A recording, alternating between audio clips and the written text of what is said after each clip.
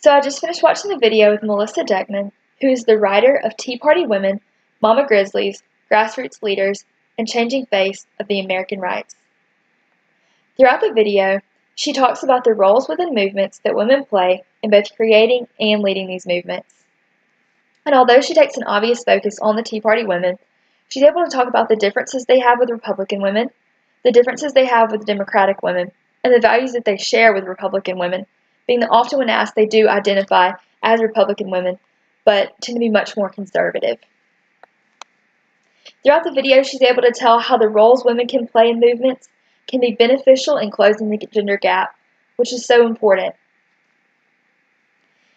And before she really gets into talking about her book, she does talk about two different research methods that she used in getting the information for her book. One of those was participant observation, and the second was several interviews that she did.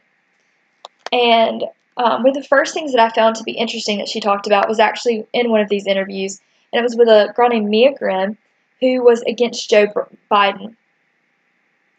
And Mia was talking about gun rights and how she was sick of men saying, "Oh, honey, you know, that gun's too big for you.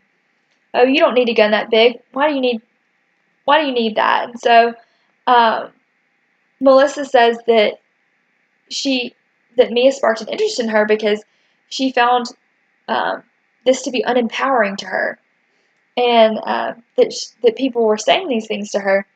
And she does talk about this feminist approach to gun rights, which is really neat to me because in the South we hear so much about gun rights and it's so important, and but we never really hear this feminist side to it, and so that was interesting to me.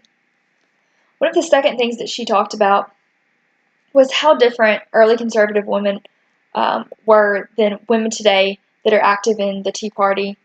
And a lot of this does have to do with money, but she said that today women are able to bring so much more to the table because they're so within politics, because they're more educated, and it allows them to bring more resources in to the movement. And when she was talking about this, as a Republican, I identified with what she was talking about of the principles that the Tea Party women hold and the place that they're taking in today's society. But astonishingly, only 9% of the American women today had identified as being a part of this Tea Party movement. And so, being that these values are so deeply conservative, I would love to see on a map where this 9% really falls, and if this does fall in the South. And so these were two things that I did find to be really interesting, and I really did enjoy Melissa Deckman's video.